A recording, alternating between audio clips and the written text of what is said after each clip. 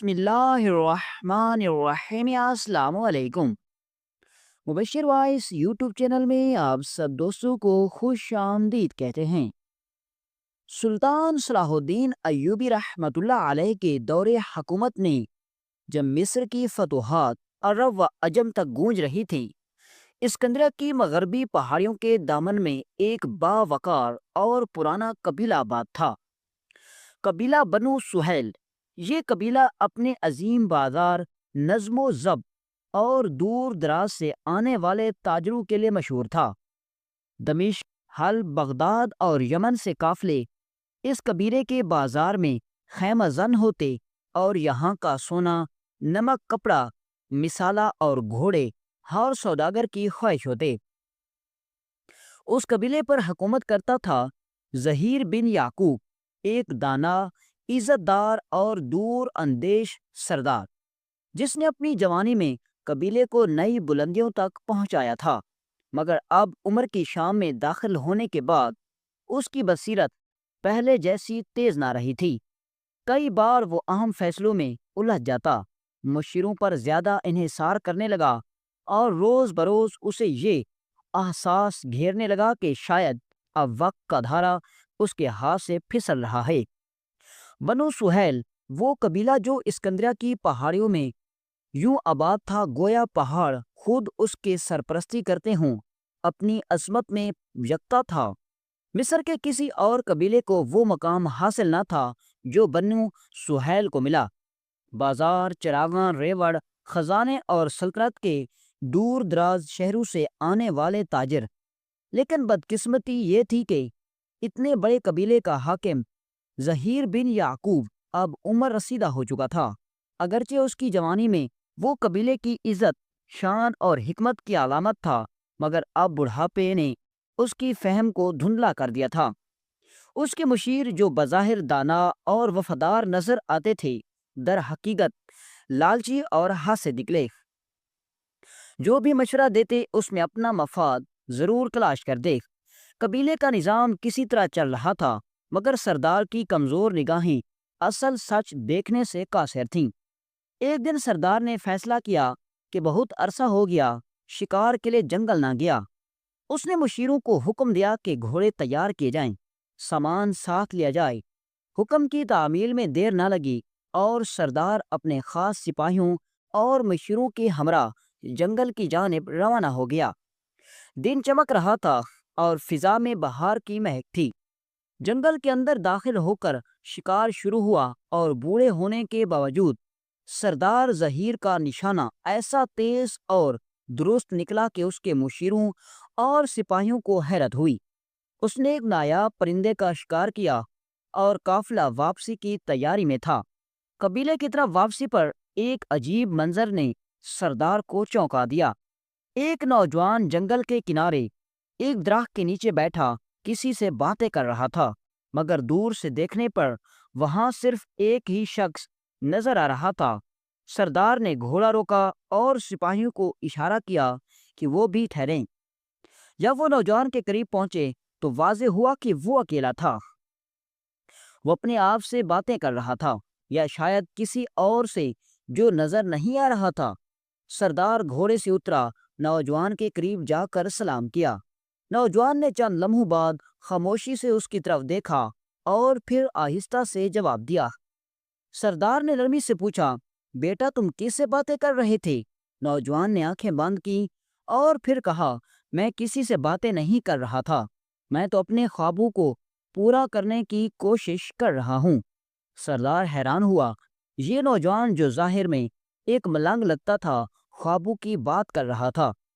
سردار نے مزید پوچھا، کیا خواب ہیں تمہارے؟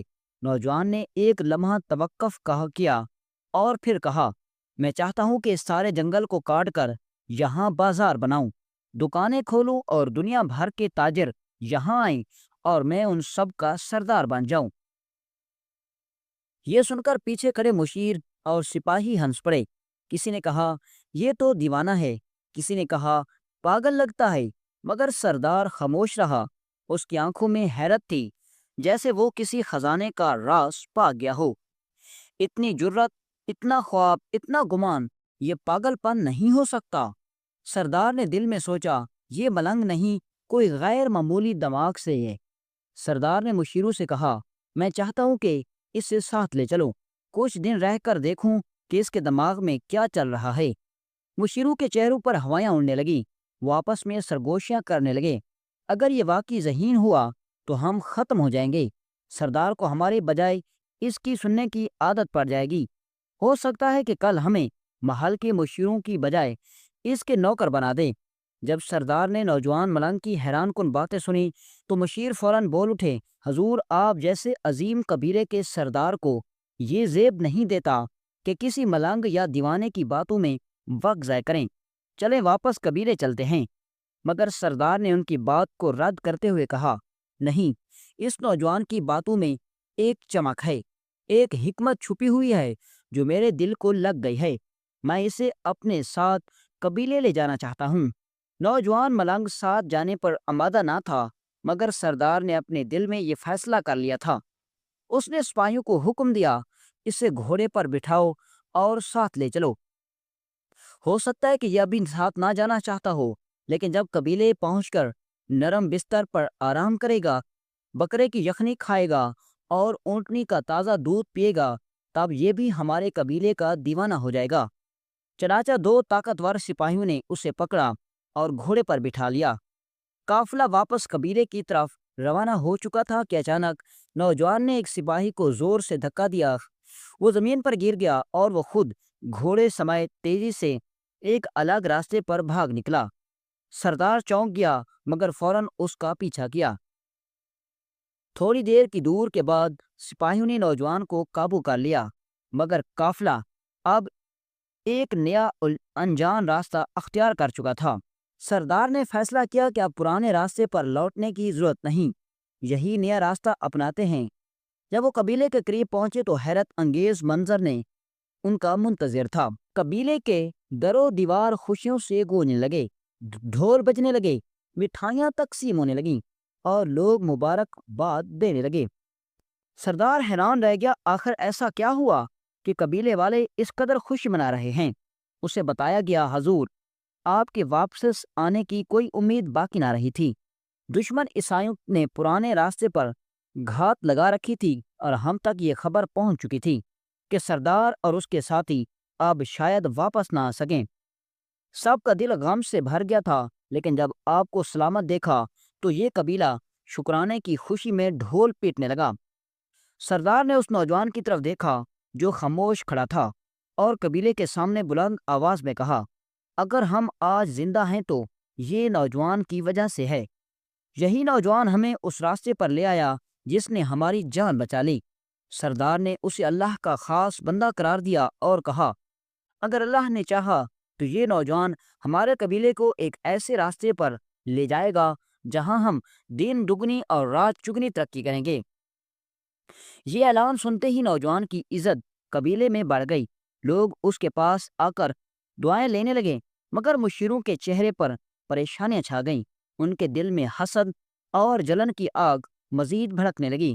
انہوں نے آپس میں سرگوشیاں شروع کر دی، ابھی تو یہ قبیلے میں آیا ہی ہے اور دیکھو سردار اور رعایا اس کے قدموں میں بیٹھے ہیں، اگر یہ زیادہ دیر یہاں رہا تو ہماری جگہیں خطرے میں پڑ جائیں گی۔ انہوں نے مل کر ایک خفیہ منصوبہ بنایا اور ادھر وہ نوجوان جو بظاہر جنگل کا آوارہ لگتا تھا اب خیمے کے نرم بستر پر تھا۔ اس کے سامنے بکرے کی یخنی اور اونٹنی کا گوشت، اونٹنی کا دودھ رکھا تھا۔ اس نے خوب سیر ہو کر کھایا، پھر سجدے میں گر کر اللہ کا شکر ادا کیا اور دل سے سردار کے لیے دعا مانگی۔ اس نے خوب سیر ہو کر کھایا، پھر سجدے میں گر کر اللہ کا شکر ادا کیا اور دل سے سردار کے لیے دعا مانگی، کیونکہ وہ جان چکا تھا کہ اس کی زندگی نے ایک نیا موڑ لیا ہے۔ ایک طرف وہ نوجوان خوشی سے سرشار تھا جس نے ساری زندگی تنہا جنگلوں میں گزار دی، آج اسے پہلی بار زندگی کی راحت نصیب ہوئی تھی۔ نرم بستر، گرم یخنی، اونٹنی کا دودھ، سکون بھری چھت، وہ اپنے خیمے میں بیٹھا سیر ہو کر کھا رہا تھا اور دل ہی دل میں شکر ادا کر رہا تھا، مگر اسے یہ خبر نہ تھی کہ سکون کی یہ رات آزمائش کی ایک اور صبح کی پیش خانہ ہے۔ ابھی وہ کھانے سے فارغ بھی نہ ہوا تھا کہ سردار کے چند مشیر خیمے میں داخل ہوئے۔ ان کے چہروں پر ہنسی مگر آنکھوں میں حسد کی چمک تھی۔ انہوں نے کہا، مبارک ہو ملنگ بابا، تم نے قبیلے میں قدم رکھا نہیں اور شہرت پالی، لیکن اگر تم چاہتے ہو کہ سردار تمہیں ہمیشہ قبیلے میں رکھے اور تم اس کے قریب ترین مشیر بنو تو ایک ترکیب ہے۔ نوجوان چونک گیا اور خوشی سے بولا، کون سی ترکیب؟ انہوں نے دھوکہ دہی سے کہا، ہمارا سردار ہر ہفتے ایک دن کھلی کچہری لگاتا ہے، قبیلے کے لوگ اپنے مسائل لے کر آتے ہیں اور سردار انصاف کرتا ہے۔ کل وہ دن ہے، تم جیسے ہی سردار کو تخت پر بیٹھے دیکھو اس کے قریب جا کر ایک زوردار تھپڑ مار دینا، یہ بہادری کی علامت ہے۔ سردار تمہیں جرأت سے خوش ہو جائے گا اور تمہیں اپنا خاص مشیر بنا لے گا۔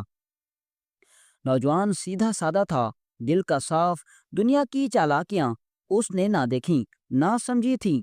اس نے سمجھا شاید واقعی یہ کوئی آزمائش کا حصہ ہے۔ اگلے دن جب قبیلے کے لوگ اپنے مسائل لے کر کھلی کچہری کے باہر جمع ہوئے، سردار وقار کے ساتھ اپنی مخصوص تخت پر آ کر بیٹھا۔ چاروں طرف خاموشی چھا گئی، سب نظریں سردار پر تھیں۔ اچانک نوجوان ملنگ لوگوں کی صف چیرتا ہوا آگے بڑھا اور سردار کے بالکل قریب جا پہنچا۔ پھر جو ہوا اس نے سب کی سانسیں روک دیں۔ اس نوجوان نے سردار کے چہرے کی طرف ہاتھ بڑھایا اور ایک زوردار تھپڑ رسید کر دیا۔ لیکن قدرت کا کھیل دیکھیے، تھپڑ سردار کے چہرے پر نہیں بلکہ اس کی پگڑی پر جا لگا اور پگڑی حوال میں اچھل کر زمین پر گر گئی۔ زمین پر گرتے ہی سب کی آنکھیں پھیل گئیں۔ پگڑی کے اندر ایک چھوٹا سا زہریلا سانپ موجود تھا جو شاید پہلے ہی چپکے سے سردار کے تاج میں چھپ گیا تھا۔ سانپ کو دیکھتے ہی سردار کا چہرہ سفید ہو گیا، رونگٹے کھڑے ہو گئے۔ وہ فوراً سمجھ گیا کہ اگر پگڑی اس کے سر پر رہتی تو وہ سانپ لمحوں میں اس کی جان لے لیتا۔ پورے مجمع میں سناٹا چھا گیا۔ چند لمحوں بعد سردار نے نوجوان کی طرف دیکھا جو حیران و پریشان کھڑا تھا۔ کہ آخر کیا ہوا؟ سردار اپنی نشست سے اٹھا، آگے بڑھا اور نوجوان کے دونوں ہاتھ تھام کر بلند آواز میں بولا، آج تم نے میری جان بچائی ہے، یہ کوئی اتفاق نہیں، یہ خدا کی طرف سے ہے۔ تم وہی ہو جسے میں جنگل سے لے کر آیا اور تم ہی ہو جو میرے اور میرے قبیلے کے لیے رحمت بن کر آئے ہو۔ قبیلے کے لوگ نعرے مارنے لگے، ڈھول بجنے لگے اور ہر طرف شور گونجنے لگا۔ مگر وہی مشیر جو سازش کا جال بچھا کر آئے تھے، ان کے چہرے زرد پڑ گئے۔ ان کی چالاکی نے نہ صرف ان کو شرمندہ کر دیا بلکہ اسی تھپڑ نے اس نوجوان کو قبیلے کا ہیرو بنا دیا تھا اور سردار کے دل میں وہ جگہ دے دی جو وہ برسوں سے پانے کی کوشش کر رہے تھے۔ سردار یعقوب کے وہی پرانے مشیر جو دل ہی دل میں ملنگ نوجوان سے حسد کے شعلوں میں جل رہے تھے، ایک بار پھر اکٹھے ہوئے۔ وہ بولے، ہم اسے سردار کی نظروں سے گرانا چاہتے ہیں، مگر یہ تو دن بدن اس کے دل میں گھر کرتا جا رہا ہے۔ اگر اسی رفتار سے چلا تو ہم سب کی تو قبیلے میں کوئی وقت ہی باقی نہیں رہے گی۔ یوں وہ سر جوڑ کر بیٹھے اور ایک چالاک منصوبہ بنایا، اس بار کچھ زیادہ ہی مکاری سے بھرا ہوا۔ ادھر وہ سادہ دل نوجوان جو اب قبیلے کے اندر سکون سے گھومتا پھرتا، بچوں کے ساتھ کھیلتا اور ہر کسی سے مسکراتا ملتا، وہ بھی ان مشیروں کا شکر گزار تھا۔ جب ان مشیروں کو اپنی طرف آتے دیکھا تو خوش ہو کر ان کے قریب آیا، جھک کر سلام کیا اور بولا، حضور میں آپ کا شکر گزار ہوں، اگر آپ نے مجھے مشورہ نہ دیا ہوتا تو شاید آج بھی کسی درخت کے نیچے جنگل میں بیٹھا ہوتا۔ مشیر مسکرائے مگر ان کی مسکراہٹ میں زہر چھپا تھا۔ انہوں نے کہا، ہمیں شکریہ نہ دو، اگر واقعی ہمارے احسان مند ہو اور سردار کے مزید قریب جانا چاہتے ہو تو ہمارے ایک اور مشورے پر عمل کرو۔ ملنگ بولا، کہیے حضور، جو آپ کہیں گے وہی کروں گا۔ مشیروں نے ایک آنکھ دبائی اور کہا، ہمارا سردار ہر رات عشاء کی نماز کے بعد قبیلے کے درمیان شاہی بیٹھک میں اپنے چند خاص دوستوں کے ساتھ بیٹھتا ہے۔ وہاں ایک خاص قسم کی اونٹنی کا دودھ پیش کیا جاتا ہے جس میں شہد اور دیگر قیمتی جڑی بوٹیاں شامل ہوتی ہیں۔ تم جیسے ہی وہ دودھ کا گلاس منہ تک لے جائے، تم اچانک آ کر وہ دودھ گرا دینا۔ یہ ایک عجیب سی ادا ہوگی جو اسے ہنسا دے گی اور وہ تم سے اور بھی قریب ہو جائے گا۔ ملنگ نے اس بات میں سر ہلایا جبکہ مشیروں کے چہروں پر چھپی مسکراہٹ بتا رہی تھی کہ وہ اندر ہی اندر اس کے قبیلے سے نکالے جانے کا جشن منانے لگے تھے۔ رات ڈھل چکی تھی، چاند کی روشنی قبیلے کے خیموں پر سنہری چادر کی طرح پھیل رہی تھی۔ شاہی بیٹھک میں نرم قالین بچھائے جا چکے تھے۔ سردار یعقوب اپنے قریبی دوستوں کے ہمراہ آ چکا تھا اور ملازم ایک خوبصورت سراہی میں خوشبودار دودھ لے کر آیا۔ ٹھیک اسی وقت ملنگ نوجوان بیٹھک کی طرف بڑھا۔ مشیروں نے کنکھیوں سے دیکھا، ان کے چہروں پر اطمینان کی چمک تھی، جیسے ان کا منصوبہ پوری طرح کامیاب ہونے جا رہا ہے۔ سردار نے دودھ کی پیالی اٹھائی اور جیسے ہی ہونٹوں تک لایا، وہ نوجوان بجلی کی سی تیزی سے آگے بڑھا اور اچانک ہاتھ مار کر دودھ کی پیالی زمین پر گرا دی۔ بیٹھک میں یکدم خاموشی چھا گئی۔ سردار کی آنکھوں میں حیرت اور غصہ دونوں ابھر آئے۔ وہ غصے سے اٹھا، اس نوجوان کی طرف دیکھا اور کہا، تم نے ایسا کیوں کیا؟ مگر اس سے پہلے کہ نوجوان کچھ کہتا، ایک دبلی پتلی بلی کہیں سے آئی اور زمین پر گرے دودھ کو چاٹنے لگی۔ لیکن ابھی اس نے چند گھونٹ ہی پیے تھے کہ اچانک زور زور سے پھڑکنے لگی، اس کے منہ سے جھاگ نکلنے لگی اور وہ زمین پر تڑپ تڑپ کر مر گئی۔ یہ منظر دیکھتے ہی سردار کے چہرے پر ہوائیں اڑنے گئیں۔ حکیم کو بلاؤ، سردار نے زور سے پکارا۔ حکیم دوڑا چلا آیا، بلی کو دیکھا، دودھ کا معائنہ کیا اور چند لمحوں کے بعد بلند آواز میں بولا، اے میرے سردار، یہ دودھ زہریلا تھا، اس میں چھپکلی گر گئی تھی اور اس کا زہر دودھ میں گھل چکا تھا۔ اگر آپ نے گھونٹ پی لیا ہوتا تو ابھی اس بلی کی جگہ آپ تڑپ رہے ہوتے۔ یہ سن کر سردار کی آنکھیں ابھرائیں۔ وہ ایسا ایسا اس نوجوان کی طرف بڑھا، اس کا ہاتھ تھاما اور اپنے سینے سے لگا لیا۔ اے میرے بیٹے، تم صرف ایک ملنگ نہیں، تم میرے لیے اللہ کی طرف سے بھیجی گئی حفاظت اور نعمت ہو۔ تمہاری سادگی کے پیچھے اللہ کا راز ہے۔ تم نے آج دوسری بار میری جان بچائی۔ تم میرے بیٹے ہو اور میں تمہیں اپنا داماد بناتا ہوں۔ میری بیٹی خوش نصیب ہوگی کہ تم جیسے ولی اللہ کی بیوی بنے گی۔ یہ سن کر قبیلے میں شور اٹھا، نعرے، دعائیاں اور خوشیاں، اور مشیروں کے چہروں پر جیسے خون نچڑ گیا ہو۔ ان کی چال پھر الٹ پڑی تھی، جو امید لے کر آئے تھے وہی ان کے لیے شرمندگی کا سامنا بن گئی۔ اور وہ نوجوان، وہ خوش تھا، سادہ، شکر گزار، اور اب نہ صرف قبیلے کا ہیرو بلکہ سردار کا بیٹا اور داماد بھی۔